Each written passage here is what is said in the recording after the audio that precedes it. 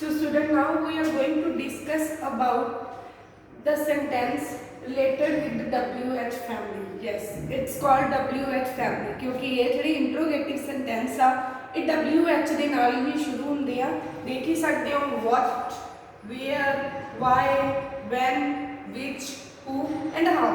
ਤੁਸੀਂ ਕਹਿ ਸਕਦੇ ਹੋ ਕਿ ਇਸ ਫੈਮਿਲੀ ਦਾ ਅਡਾਪਟਡ ਚਾਈਲਡ ਹੈ। इस फैमिली ने अडॉप्ट कर लिया क्योंकि ये भी WH आता। हाँ सीक्वेंस जरूर अलग अलग आ, एच अगे आ W लास्ट आ, बट इस भी क्योंकि WH आता तो इन्हों का अडॉप्टड चाइल्ड आ। सो इसनों भी असी WH फैमिली के ही लेने इस कैटेगरी के लेने। सो इंट्रोगेटिव आप कर चुके हैं जिन्हें हैल्पिंग वर्ब अगे आता है एंड उस तो बाद जो सेंटेंस आ वो इंट्रोगेटिव बनता हैल्पिंग वर्ब के अगे आने।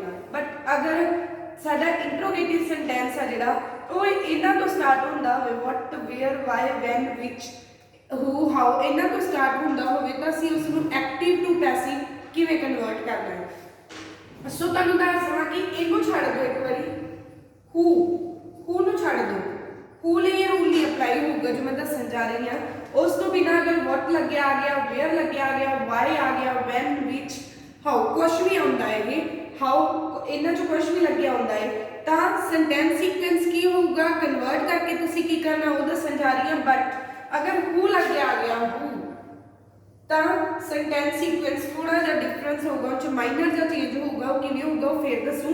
सो इन्हां दे लई सेंटेंस सीक्वेंस की है तुहाडे कोल WH लग्या होगा ना हेल्पिंग वर्ब लग्या होगा। यस राजे, अगर तुहाडा इंट्रोगेटिव सेंटेंस WH वाली फैमिली तो ही स्टार्ट हो रहा है ਤਾਂ ਵੀ WH वाले वर्ड के नाल ही ਜਿਹੜਾ ਤੁਹਾਡਾ ਹੈਲਪਿੰਗ ਵਰਬ ਲੱਗਿਆ ਹੋਊਗਾ। ਹੈਲਪਿੰਗ ਵਰਬ ਅੱਗੇ ਹੀ ਆਊਗਾ। ਹੈਲਪਿੰਗ ਵਰਬ ਇਹ ਨਹੀਂਗਾ ਕਿ ਅਗਰ WH ਨਾਲ ਕੋਈ ਵਰਡ ਸਟਾਰਟ ਹੋ ਰਿਹਾ ਤਾਂ ਜਿਹੜਾ ਤੁਹਾਡਾ ਹੈਲਪਿੰਗ ਵਰਬ ਉਹ ਬਾਅਦ ਚ ਲੱਗੂਗਾ ਸਬਜੈਕਟ ਤੋਂ ਬਾਅਦ ਜਾਂ ਆਬਜੈਕਟ ਤੋਂ ਬਾਅਦ। ਨਹੀਂ ਰਾਜੇ, ਉਹ ਹੈਲਪਿੰਗ ਵਰਬ ਕੀ ਹੈ WH ਵਾਲੇ ਦੇ ਨਾਲ ਹੀ ਲੱਗਿਆ ਹੋਊਗਾ। ਹੈਲਪਿੰਗ ਵਰਬ ਫਿਰ ਵੀ ਅੱਗੇ ਹੀ ਰਹੂਗਾ, ਇਸ ਚੀਜ਼ ਨੂੰ ਭੁੱਲਣਾ ਨਹੀਂ क्योंकि जो गिवन होंगे तो एक्टिव फॉर्म च आता तो देख लियो हैल्पिंग वर्ब नाल ही लग्या होगा W। बट जो चेंज करते हैं ना बच्चे तो हैल्पिंग वर्ब को पीछे कर देंगे आ। जिवें अगर वेयर विल की बजाय वेयर विल यू आ तो उन्होंने कर देना वेयर द नाइट विल, तो वेयर तो जो हैल्पिंग वर्ब उन्होंने परे कर देंगे WH वाले तो हैल्पिंग वर्ब को पीछे कर देंगे आ। इदा नहीं WH वाले के नाल ही हैल्पिंग वर्ब लग्या होगा एंड कन्वर्ट करके भी असीं WH वाले के नाल ही हैल्पिंग वर्ब लगाना। सो एक्टिव फॉर्म च आऊगा तुहाडे कोल WH लग्या होगा, helping verb then subject then main verb लगी होगी। मेन वर्ब इसलिए लिखिया कि मतलब प्रेजेंट इंडेफिनिट च फर्स्ट फॉर्म लगी होगी, पास्ट इंडेफिनिट आउट सैकेंड लगी आऊगी, फ्यूचर इंडेफिनिट आउट फर्स्ट फॉर्म लगी आऊगी। सो कोई भी मेन वर्ब लगी आऊगी चाहे वो फर्स्ट फॉर्म आ, चाहे सैकेंड आ, चाहे थर्ड फॉर्म आ, कोई ना कोई फॉर्म लगी आऊगी एंड दैन ऑब्जेक्ट होगा तुहाडा क्वेश्चन मार्क क्योंकि इंट्रोगेटिव सेंटेंस आ। तो चेंज करते हुए WH में रह जाना, हैल्पिंग वर्ब में रह जाना, बस सब्जेक्ट की वैल्यू ऑब्जेक्ट ने ले ली। सो ऑब्जेक्ट अगे आ जाएगा। मेन वर्ब हमेशा ही थर्ड फॉर्म ऑफ वर्ब ही यूज होनी है पैसिव के विच। ये सारे ही रूल अप्लाई होंदा चाहे interrogative with the helping of with the help of helping verb चाहे वो WH वाले इंट्रोगेटिव आ। थर्ड फॉर्म ऑफ वर्ब ही यूज होगी, दैन बाय आ जाएगा, सब्जेक्ट आ जाएगा, क्वेश्चन मार्क आ जाएगा। ये सेंटेंस सीक्वेंस है इन्हां दे लई बस इनू छड्ड दो, हू नू छड्ड दो, बाकी सारे दे सेंटेंस सीक्वेंस यही होगा। इनू होर क्लीयर करते हैं help of example. So first आ गई why do you not help him. Why do लगे आ गया, डू आ गया एंड नॉट हेल्प आ गया, वर्ब दी फर्स्ट फॉर्म आ गई तो पता लग गया कि ये केड़ा टेंस आ, केड़ा टेंस आ। तुसी इस नूं मैनूं कमेंट सैक्शन दे विच कमेंट करके दसोगे कि ये केड़ा ਜਿਹੜਾ टेंस आगा।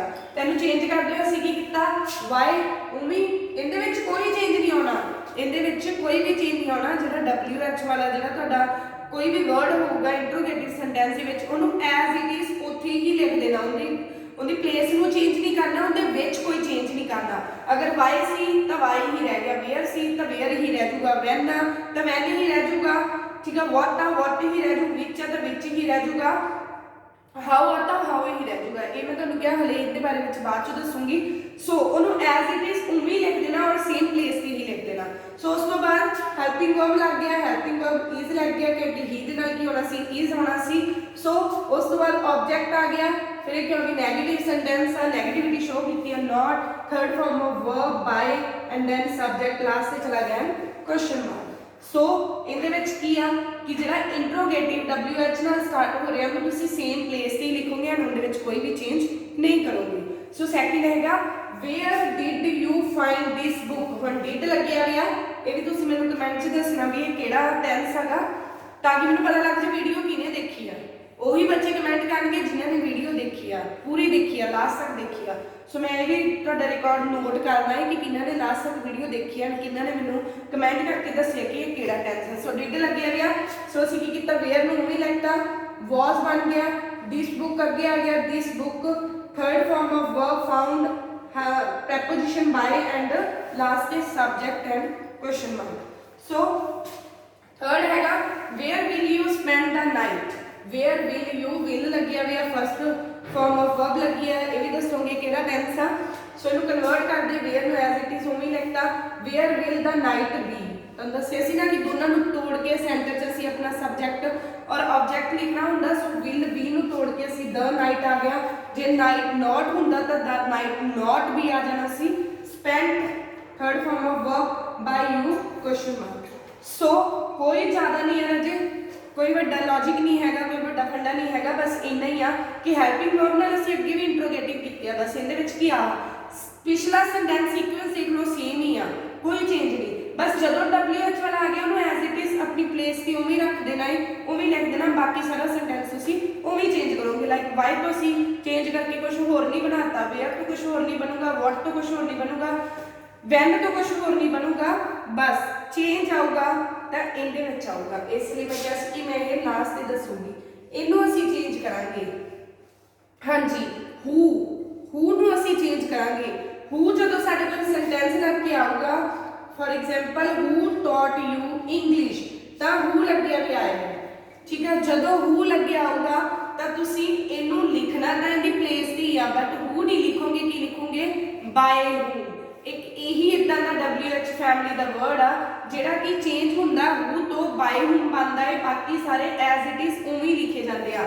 इन्हां सारियां दे विच कोई चेंज नहीं आऊगा, बस सिर्फ आ चेंज हुंदा है, ये हू तो की बन जांदा बाय हू बन जांदा, बाकी कोई चेंज नहीं आऊगा, बाकी कोई चेंज नहीं आऊगा। बस एक दो चेंज ही आउंदे हैं, एक तो हू तो बाय हू बन जांदा क्योंकि बाय प्रैपोजिशन नूं असीं ऑलरेडी फ्रंट ते यूज कर चुके हैं, तो लास्ट ते जाके बाय नहीं लगूगा।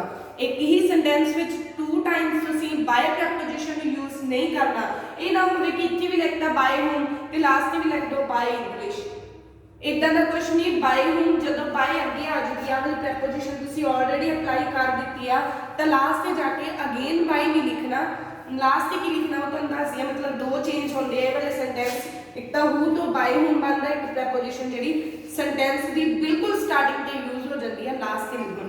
सो सेंटेंस आ हू टॉट यू इंग्लिश, एक चीज़ तुहानूं दसदा जिहड़ा ये वाला सेंटेंस है डबल प्रैपोजिशनल आ। डबल प्रैपोजिशनल किहड़े हुंदे आपां फर्दर अगों भी करांगे, बट इस विच तुहानूं दसदा कि इहदे विच यू भी जिहड़ी सॉरी डबल प्रैपोजिशन डबल ऑब्जेक्टेड आ, इहनूं अगे भी डिस्कस करांगे, बट इत्थे दसदा कि यू भी इत्थे ऑब्जेक्ट आ एंड इंग्लिश भी ऑब्जेक्ट आ। तो हू की आ गया इंट्रोगेटिव, टॉट आ गई मेन वर्ब, तो इहदे विच की नहीं हैगा सब्जेक्ट नहीं हैगा। यस स्टूडेंट, कुछ इदां दे सेंटेंस भी तुहानूं आउणगे जिहदे विच सब्जेक्ट मिसिंग होगा, हो सकदा काम करन वाले बारे कुछ ना दस्सिया गया होवे, क्योंकि ये क्वेश्चन पूछा कि कौन पढ़ाउंदा है, यही तो पूछ रहे हैं कि काम करन वाला कौन आ। क्वेश्चन ही यही है, इहदे विच जिहड़ा काम करन वाला I mean to say subject बारे कुछ नहीं दस्सिया वा, इहदे विच सब्जेक्ट मिसिंग आ। यस इदां दे भी वॉइस होंदे आ कि जिहदे विच सब्जेक्ट गिवन नहीं हुंदा, फिर तुसीं की करोगे वो मैं तुहानूं अगों दसूंगी जदों आपां विदाउट सब्जेक्टेड वॉइस करांगे, विदाउट सब्जेक्टेड सेंटेंस करांगे। सो इहदे विच की आ इहनूं तुसीं यू नूं सब्जेक्ट मनण दी कोशिश नहीं करनी, सब्जेक्ट हुंदा काम करन वाला। सो इत्थे काम पढ़ाई दा वो यही तो पुछ रहे कि पढ़ाउंदा कौन आ, तुहानूं कौन पढ़ाउंदा है, तुहाडे तो तां पुछ रहे आ। सो तुहाडे ते तां तुहाडे तां उपर काम हो रहा, पुछण दा तुहाडे उपर काम पढ़ाउण दा काम हो रहा। सो पढ़ाउणा पढ़ाया किस चीज़ करके जा रहे, इंग्लिश करके। सो इंग्लिश भी ऑब्जेक्ट है, इनमें सब्जेक्ट नहीं हैगा, तो डबल ऑब्जेक्टेड हैगा है ऑब्जेक्ट 1 एंड ऑब्जेक्ट 2। अगर तुसीं इहनूं चेंज करते हुए बाय हूम तुहानूं पता टॉट लग्या हुआ वर्ब दी सेकंड फॉर्म लगी है, कोई हेल्पिंग वर्ब नहीं लग्या हुआ, इट मीनस कि किहड़ा simple past tense, or you can say past indefinite tense. So helping verb was and were ਦੇ ਵਿੱਚ यूज होना सी the English ਆ ਤਾਂ ਕੀ ਲਗਾਤਾ was। अगर ਤੁਸੀਂ ऑब्जेक्ट to ਨੂੰ ਅੱਗੇ ਲੈ ਕੇ ਆ ਰਹੇ ਹੋ, I need to say the English ਨੂੰ ਅੱਗੇ ਲੈ ਕੇ ਆ ਰਹੇ ਹੋ, ਤਾਂ ਤੁਹਾਡਾ ਸੈਂਟੈਂਸ ਕਿਵੇਂ ਕਨਵਰਟ ਹੋਊਗਾ by whom was। देखो हेल्पिंग वर्ब इन्ना भी अगे ही होना है, इहदे विच यही चेंज होना सी कि who तो by whom बनना सी, but helping verb as it is इन्ना भी इत्थे लगूगा by whom was the English, second object the English, फिर taught to you, जेड़ा ऑब्जेक्ट वन हो पीछे चला गया बट you दे नाल to लग जाऊगा। by whom was the English taught to you, एक बस इहदे विच एक्स्ट्रा जिहड़ा हैगा helping verb sorry preposition add होगी टू। ठीक है, कंफ्यूज नहीं होना, अगर ये औखा लग रहा है तो स्किप करो। इस फॉर्म दे विच भी कन्वर्ट कर सकते हो, ऑब्जेक्ट वन नूं अगे लेके आ सकते हो। तुसीं इत्थे इंग्लिश नूं एज अ ऑब्जेक्ट टू नहीं रखना तो एज अ एक्स्ट्रा वर्ड भी रख सकते हो। ਉਹ ਪੜਾਉਣ ਬਾਰੇ ਪੁੱਛ ਰਹੇ ਆ ਕਿਹੜੇ ਸਬਜੈਕਟ ਬਾਰੇ, ਇੰਗਲਿਸ਼ ਬਾਰੇ ਐਕਸਟਰਾ ਇਨਫੋਰਮੇਸ਼ਨ ਦੇ ਰਹੇ ਆ, ਐਕਸਟਰਾ ਵਰਡ ਵਿੱਚ ਵੀ ਇਹਨੂੰ ਕਾਊਂਟ ਕਰ ਸਕਦੇ ਹੋ। ਸੋ ਉਹਦੇ ਲਈ ਪਤਾ ਹੀ ਹੈ ਤੁਹਾਨੂੰ ਬਾਈ ਹੋਮ ਆ ਜੋ ਵਾਸ ਆ ਜਾਊਗਾ, ਯੂ ਟੌਟ ਇਹਨੂੰ ਅਸੀਂ ਮੈਂ ਤੁਹਾਨੂੰ ਕਿਹਾ ਸੀ ਬਾਈ ਤੋਂ ਪਹਿਲਾਂ ਲਿਖਣਾ ਜਾਂ ਲਾਸਟ ਲਿਖਣਾ, ਕਿਉਂਕਿ ਇਹਦੇ ਵਿੱਚ ਬਾਈ ਸਾਡਾ ਪਹਿਲਾਂ ਹੀ ਲੱਗਿਆ ਹੋਇਆ, ਇਸ ਤੋਂ ਅੱਗੇ ਤਾਂ ਨਹੀਂ ਨਾ ਲਿਖ ਸਕਦੇ, ਤਾਂ ਬਿਲਕੁਲ ਲਾਸਟ ਤੇ ਚਲਾ ਗਿਆ। ਤਾਂ ਤੁਸੀਂ ਇਹਨੂੰ ਐਜ਼ ਅ ਅਗਰ ਨਹੀਂ ਡਬਲ ਆਬਜੈਕਟਿਵ ਮੰਨਣਾ, ਇਹਨੂੰ ਐਜ਼ ਅ ਐਕਸਟਰਾ ਵਰਡ ਔਰ ਐਕਸਟਰਾ ਇਨਫੋਰਮੇਸ਼ਨ ਵੀ ਕਾਊਂਟ ਕਰ ਸਕਦੇ ਹੋ। ਸੋ ਫਿਰ ਕੀ ਬਣੂਗਾ, by whom was you taught English, and lastly question mark। This sentence is clear to you or not? Inform me in the comment section। ਹੋਰ ਕੋਈ ਵੀ problem ਆ ਤੁਹਾਨੂੰ ਇਸ ਦੇ ਰਿਗਾਰਡਿੰਗ ਤਾਂ ਪੁੱਛ ਸਕਦੇ ਹੋ, ਕੁਛ ਨਹੀਂ ਹੈ ਰਾਜੇ, ਬਸ WH ਵਾਲਾ ਅੱਗੇ ਆ ਜਾਣਾ ਵਰਡ ਤੇ ਆਪਣੀ ਸੇਮ ਪਲੇਸ ਤੇ ਆ ਜਾਊਗਾ, ਚੇਂਜ ਹੁੰਦਾ ਸਿਰਫ ਹੂ ਤੋਂ ਕੀ ਬਣਦਾ ਬਾਈ ਹੋਮ, ਜਦੋਂ ਬਾਈ ਅੱਗੇ ਲੱਗ ਗਿਆ ਤਾਂ ਲਾਸਟ ਤੇ ਜਾ ਕੇ ਨਹੀਂ ਲੱਗੂਗਾ।